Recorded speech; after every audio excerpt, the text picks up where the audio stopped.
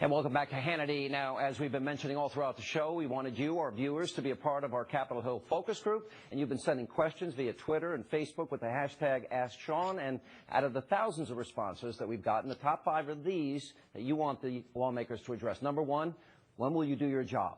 They'll answer that. Number 2, keep focusing on Benghazi. Number 3, why is the government such a mess? 4, is it time for term limits? And finally, how will we end the lying in Washington as we bring back our studio audience? And I guess Congressman Kelly is next. Congressman, first of all, who would support term limits? Not everybody. All right, next.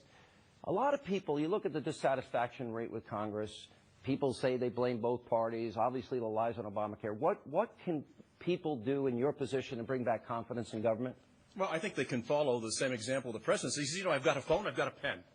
I think people need to get on their phone. They need to start writing letters. But what they also have to do, I want the president to use that phone to call Harry Reid and say, hey, Harry, we got some 40 jobs bills sitting on your desk. Let's move them, debate them, amend them, get them back to me. And I can guarantee you he would get writer's cramp in his left arm signing all that legislation and putting it into law. But the number one thing we have to do, Sean, now the president's going to be in Pittsburgh today. He'll be in the Steel City talking with people at U.S. Steel, men and women at U.S. Steel. He's going to be talking and walking with the same people that I walk with and talk with every day when I come out of Mass or come out of Kmart. He has to listen to what the people have to say. The people don't have to listen. Listen, this is a government that's supposed to serve the people. Those bitter people that cling to their guns, Bibles, and religion. Yeah, thank God we do. Yeah, thank God. Congressman.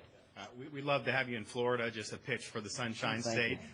Look, I think what some of the voters see is a disconnect between Washington, a ruling class up here, and the rest of the country. You have millions of people who don't feel like they have any representation at all, a lot of taxpayers who feel their money is wasted. So some of these structural reforms, like term limits, like a balanced budget amendment, making sure Congress lives under the terms of the laws they pass, you know, I think that would help give the American people some confidence. Are congressmen fighting, Republicans fighting too much amongst themselves? Does there need to, you know, keep it simple, stupid? I always kind of, is it the 5-item agenda that maybe the American people need to hear? I remember Newt Gingrich, elect us, we'll do these 10 things. Is it time for something similar so that... As a dentist, I love the KISS theory, keep it simple, stupid. But it also means you also have to have strategy. And America doesn't believe that Washington, D.C. is held to the same standard as they are. And that's why we have to have a strategy to put the president on his heels, make sure that there's justice in this country, and getting rid of the Attorney General is the #1 issue to do just that. There is a lot of lawlessness. We talked about it. Congressman, what do you think? Well, I think many of us are doing our jobs. We're fighting to protect the Constitution and create jobs. And the big sea change that happened last night was, Jason mentioned, many of us have sat through 6 State of the Unions. But it's not what we heard last night. The big thing last night was the disconnect the American people felt between what this president said and the fact that only 1/3 of Americans last night felt they were better off last night than they were when the president was elected. Yeah. We've had 2 polls come out this week, NBC, Wall Street Journal, ABC, Washington Post. Congressman, how do we bring confidence back in Washington? I would think a lot of it is rooted in creating jobs and getting a balanced budget, no? Well, I think that's right. And we need job creation strategies and policies. But it's very hard to legislate in divided government with a president who won't work with us, a Senate that won't work with us on time-tested methods of getting good policies in place to create jobs, energy, trade policy, opening new markets, things like that, rolling back the regulatory state. But the one thing we can do in divided government is oversight. Cast sunshine on these really awful policies. Really dig. Work hard. Jason's doing that. We've been doing on Ways and Means with the IRS.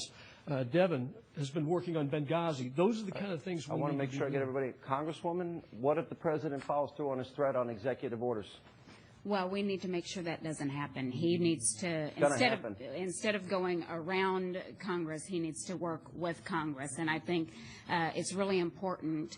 And most Americans know what we are against. We are against the president's policies for this nation. But I think it's important for all of us in this room to articulate what we're for. And I think laying out the differences, the better alternatives we have for energy, for taxes. Congressman, we got to get you 2 guys in. Sean, let me say what wasn't said last night. So the ranger that served 10 tours fighting al-Qaeda got the longest ovation. Not one mention of al-Qaeda.